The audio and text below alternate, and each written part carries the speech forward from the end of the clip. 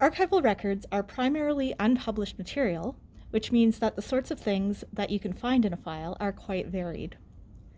The records here are from the Frederick O Robinson Fund. Robinson was a local politician who was involved at both the municipal and provincial level, and he was associated with the CCF, which later became the NDP.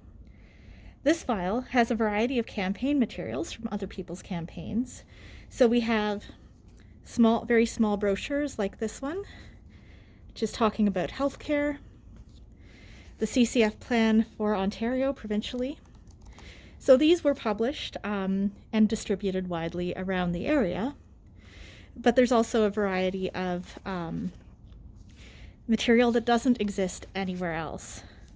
So we have handwritten notes and documents. We have things that are typed. This is a document where they were preparing for a radio broadcast, I believe. So what was planned to say on the radio. Other documents relating to advertising and the campaign. And even this Riding Association newsletter from 1959. So, all of these materials may not be available to research in other formats, they may not be published in books, but they are certainly valuable for somebody who's looking at this region's political history or the history of that political party. Lakehead University's own history is very well represented in our archival collections. Here we have the original proposal for a Master of Education program at the Faculty of Education, which was prepared in the early 1970s. It's important to remember that the programs and services that we know at the university today were not always in place. So something like this proposal would have had to be written and approved before anyone could go through that area of study. We have these sorts of documents for some of our departments, certainly not all, but it's very interesting to see the way that the university developed and changed over the years.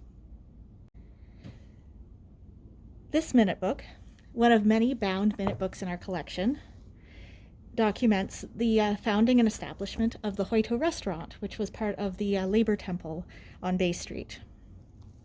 You can see that the minutes are primarily written by hand. These are in Finnish, which leads to a challenge for people doing research or working with these documents who aren't fluent in that language. The bulk of the records at Lakehead University Archives are in English, but we do have a considerable amount in Finnish and in various other languages. So these minutes run from 1918 to 1920. The book also includes the handwritten constitution of the HOITO Restaurant as well. We have a great many records of this sort, these bound books and other documents from the Labor Temple and associated organizations.